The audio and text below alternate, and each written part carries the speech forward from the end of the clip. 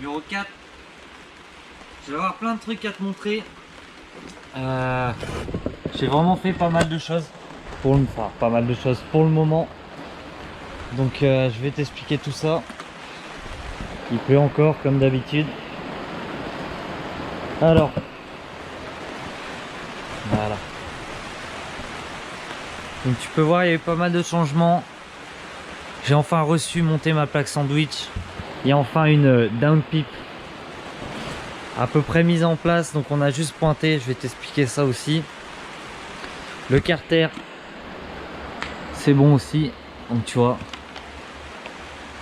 Je sais pas si tu vois, du coup c'est un coup de vernis partout, ça brille, c'est super beau, c'est propre. C'est pas coloré, ça fait origine, je suis super content. Le raccord bien mis en place, en haut aussi. Donc ça, ouais, bah pareil, attends, je vais t'expliquer, ça va être plus simple. Donc pour commencer, pour la descente, je sais pas si tu te rappelles, à la base je voulais mettre un collier V-band ici, tac, mettre l'autre partie là, mais tu te rends bien compte que si du coup le collier arrivait comme ça, le coude arrivait là et la descente arrivait ici. Donc ce qu'on a fait, c'est qu'on a coupé celui qui était là d'origine, je dois l'avoir juste ici d'ailleurs, tac. Celui-là du coup qui sortait là, qui était soudé d'origine quand on achète la pièce, et on va faire directement la sortie qui arrive pile poil au bon endroit en dessous. Tu vois, on est nickel aligné là. Donc là c'est parfait comme ça. Il y aura la V-bande après la tresse, et puis ben, pour démonter je serai obligé de défaire les vis ici. Là c'est juste pointé bien sûr pour l'instant, mais bon, rien que pointé, t'as vu, ça bouge tout le moteur, c'est déjà nickel. Je ferai ça, je ferai ça. J'appellerai mon père pour qu'il fasse ça plus tard. Ici la plaque sandwich aussi c'est bon, j'ai réussi à démonter sur l'autre moteur. Attends que je te montre, ça va être un peu long. Voilà, parce que moi j'ai, si tu veux, un filtre à air déporté, un filtre à huile déporté d'origine. Donc je pouvais pas le mettre en lieu et place parce que le filtre à huile déporté il vient se visser sur ces vis là partout. Donc là j'avais un moteur TU en haut et j'ai chopé, si tu veux, la petite sortie comme ça qui va dedans, dedans le bloc à la base. Je vais te montrer ça tout de suite si il veut bien se dévisser. Voilà, nickel. Donc pour sortir l'autre du moteur, on n'arrivait pas à l'avoir. Un coup de forêt, un coup de tournevis, on l'a dégagé, un petit coup de meuleuse, de petite meuleuse à poncer pour refaire propre le filetage, et puis comme tu peux voir, ça va nickel en place. Ça, ce sera pour le manomètre de pression d'huile. Et ça, c'est un collègue à moi qui me l'a filé, il avait ça en rab. Petit filtre à huile pour 106 basique. Donc on commence à être vraiment pas mal. Je suis emmerdé avec une chose, je vais te montrer ça tout de suite, tu vas comprendre. L'arrivée d'huile, du coup, ce que je voulais faire, c'était qu'elle parte de la plaque sandwich. Donc d'ici en dessous, enfin tu sais, t'as un bouchon, elle est vissée là, et en gros elle arrivait au dessus comme ça. Seul problème que j'ai, je sais pas si ça vient du turbo ou de là, ou c'est moi qui ai chié, que je te trouve le truc, j'avais fait un filetage à peu près basique, tu vois, j'avais percé une vis pour faire parce que j'avais pas de raccord. J'étais pas très droit, mais en coupant ça l'aurait fait. Qui rentre nickel dans celui-là. Mais si je le mets dans celui-là et que je le visse, je sais pas si tu vois, là j'ai déjà plusieurs tours et regarde tout le jeu qu'il y a dans la vis. Alors que si je le visse dans celui-là, il n'y aura pas de jeu. Donc là j'étais vraiment pas arrangé du tout. Et après j'ai trouvé qu'il m'avait filé une vis pour raccord banjo. Je l'ai pas avec moi, je crois pas. Non, je l'ai pas. Mais en gros, une vis raccord banjo, je sais pas si tu vois ce que c'est. C'est comme les mètres. Attends, les mètres cylindres, je vais en avoir un là. Tu vois, pour mettre ça. Ce qu'il y a ici. En arrivée d'huile. Et j'ai demandé à un collègue et il m'a dit qu'il valait mieux mettre quand même le truc droit comme ça pour avoir un filet d'huile propre. Donc j'ai commandé un là. Un petit embout qui normalement va de là à là. Que je pensais avoir avec le kit d'origine, mais apparemment non. Et normalement ça ce sera réglé aussi, c'est le seul truc qui m'emmerdait pour l'instant. Il casse tout. Et bah je te raconte des conneries. Après m'être renseigné, le réducteur d'huile au-dessus du turbo, c'est vraiment important que si tu as un turbo monté sur roulement à billes. Donc pour moi, un raccord banjo, ça va faire largement l'affaire, ou si t'as pareil, bah ça fait l'affaire du coup. Voilà. Après, il va falloir que je remette la Westgate en place. Mon frère avait eu la bonne idée de la couper pour essayer de la foutre autrement, mais bon, au final, ça m'arrange pas trop. Je vais voir comment je vais faire ça. Et il faut que je vois aussi pour mettre l'alternateur en place. Parce que je sais pas trop comment passer tout mon câblage ici s'il y a l'alternateur là. J'ai un petit problème, c'est que j'ai pas de support d'alternateur en rab. Parce que je l'avais monté avec le support qui a été refait. Celui-ci. Mais ça c'est un support, tu sais, avec clim et tout le bordel qui vient d'origine de la Xara où j'ai chopé le moteur. Et moi il me faut pas ce support là. Il me faut le support uniquement pour alternateur. En gros tu as juste un truc ici, une petite vis pour la tension. Et ta courroie elle fait directement dumper alternateur. Donc c'est ça qu'il me faut. Et une fois que j'ai trouvé ça, tout va être monté, à blanc une première fois. Si tout passe bien, c'est remonté nickel et ce sera fini pour cette partie là du coup. Donc je vais essayer d'attaquer ça pour le moment, je vais voir avec ce que j'ai. Je pense que pour finir la descente, de toute façon, il faudra que je mette le moteur en place et remettre la boîte. Et pour l'instant, bah, ça le fait. L'eau aussi, j'aurais bien aimé profiter de 2-3 jours de beau temps s'il y avait pour refaire un peu le faisceau. Sinon je rentrerai à la voiture aussi quoi, et puis voilà quoi, avoir une première carto si tu veux du moteur d'origine avec mon autre calculateur, et ensuite mettre celui-là et là jouer un peu sur la carte. Le problème il est juste là, tu vois, là va y avoir le retour d'huile et moi j'avais percé là en me disant ouais je vais le faire passer comme ça là, tu vois, sur le retour ici, attends, comme ça tac, mais là avec la descente je vais être emmerdé. Et si je le fais passer comme ça, tu vois, il va faire un pli comme ça, il va taper partout. Bon, juste avant, dans la vidéo, je devais être en train de te dire, putain, j'ai mis tout ça, c'est joli, c'est beau, tout, le carter est en place. J'ai fait une connerie. Je sais pas si tu te rappelles où je t'avais dit que, si tu t'en rappelles, vu que je viens de te montrer il y a 2 minutes pour toi, mais pour moi non, mais où j'ai fait le trou juste en dessous le filtre à huile. Et j'avais dit, oh, j'ai envie de faire le truc droit, propre, tout, pour que ça s'écoule bien, machin. Alors ne faites pas ça. Hein, faites bien comme j'avais fait au début si quelqu'un veut le faire. Et je vais te montrer pourquoi, tu vas vite comprendre.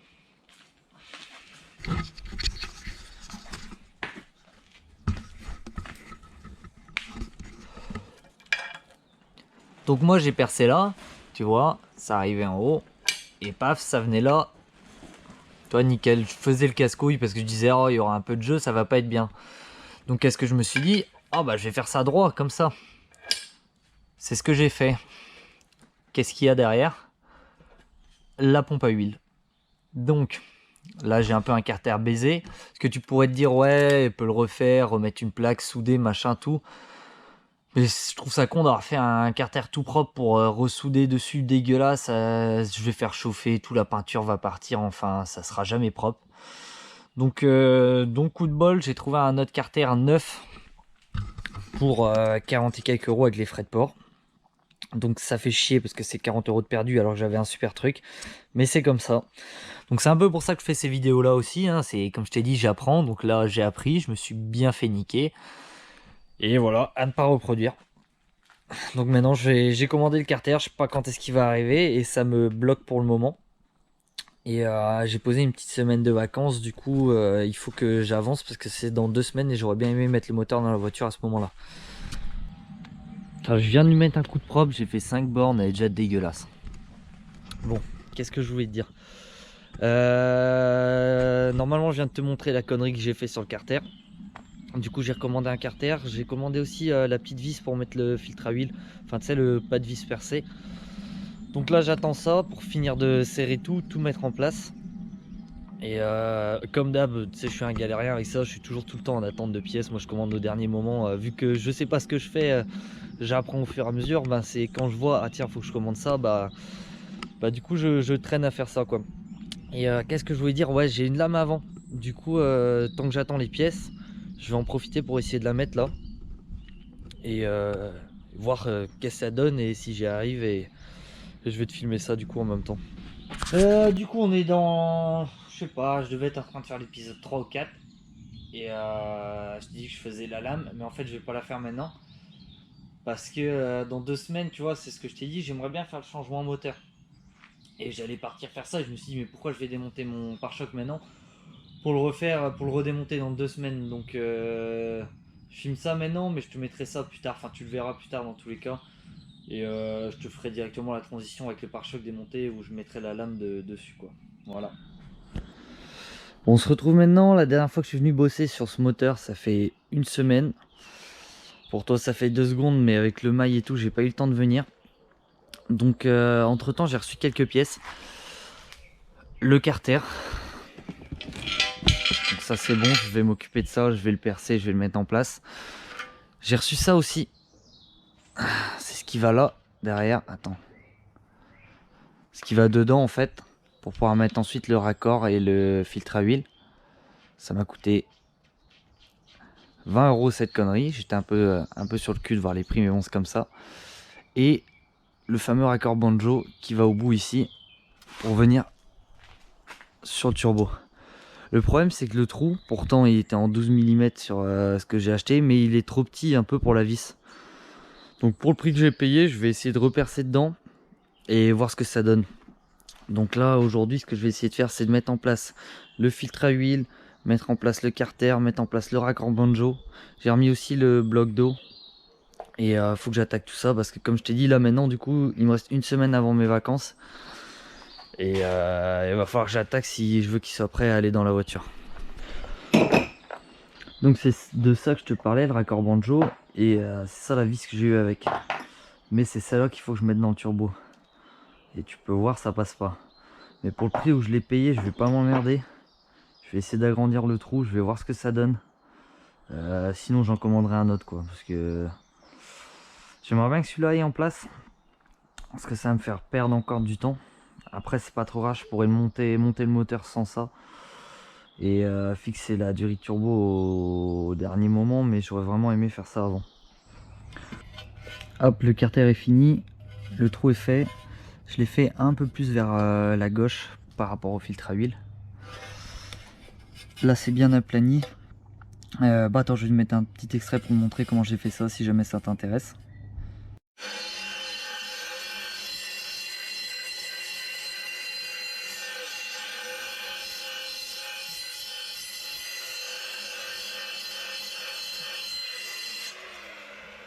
Enculé.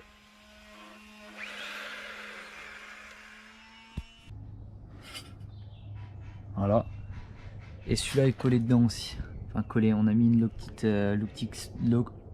Loctite spécial filetage. Donc après j'ai plus qu'à mettre la plaque sandwich. Va falloir du coup que je taraude ici pour mettre une vis, enfin un bouchon quoi. Et on sera tout bon. Donc voilà. Et celui-là ouais aussi avant de le mettre en place, j'ai des pièces de bécane à vernir. Du coup ben on va lui mettre un coup de vernis en même temps au pétard et puis et nickel quoi. Et puis nickel. Je suis en train de voir pour la Westgate aussi. Donc elle sera sûrement là. Tu vois avec la tige qui va arriver là. Ça aussi normalement ça sera bon. Et puis ça a bien avancé, donc je suis content là. Je t'avais parlé que je voulais mettre la Westgate là. Bon attends, ici, mais tu voyais c'était trop court. Ici c'était trop court. Donc j'ai trouvé des rallonges de Westgate sur l'internet à 17 €. Alors là, ce que j'ai fait, tu vois, attends. T'as la Westgate comme ça, elle est super, je l'ai enfoncée au max bien sûr. La Westgate comme ça, et du coup elle était bien trop courte. Donc j'ai trouvé des rallonges plus courtes que ça sur des sites spécialisés normalement turbo machin tout à 15-20 balles. Et là j'ai été acheter une tige filetée, je sais pas comment ça s'appelle ça, je sais pas comment ça s'appelle ce truc là, un boulon long on va appeler ça, avec le pas de vis à l'intérieur, et ça m'a coûté 5 € chez Leroy Merlin, et je vais pouvoir faire la taille que je veux. Donc si jamais tu as besoin de faire pareil, te fais pas baiser, acheter ça 20 € sur internet, ça vaut vraiment pas le coup. Donc faut que je vois ça aussi. Je vais aller allumer la lumière là parce que je vois rien de toute façon. Et voilà quoi. Et voilà. Après j'ai rien d'autre à faire dessus pour pouvoir le mettre dedans. Donc je pense pas qu'il ira dedans dans cet épisode là. Là je vais finir de faire ça et on s'arrêtera là. Et après dans le prochain, il faudra que je vire tout ce qu'il y a là, que je rentre la 106 et puis ça part. Bon super, je t'ai rien filmé. Du coup pour la Westgate c'est bon. Donc la Westgate sera là. J'aurai qu'à couper la tige, remettre la Westgate avec le petit raccord que je t'ai montré. Filtre à huile plaque sandwich en place c'est bon aussi. Et ça c'est bon. Du coup ce qu'on a fait, on n'a pas taraudé. On a mis une vis à l'intérieur, on a bien regardé si avec les bielles et tout ça touchait pas. Et on a jointé des deux côtés et mis un écrou ici de ce côté là, ça rend super propre. Ce que tu vas voir là. Alors attends. Bien sûr il n'y a rien du tout. Je suis pas du tout dedans, ouais là. La tête de vis ici, je sais pas si tu verras. Et voilà. Donc ça c'est nickel, maintenant plus que le carter et ça va dans la voiture. Pour le système de fixation.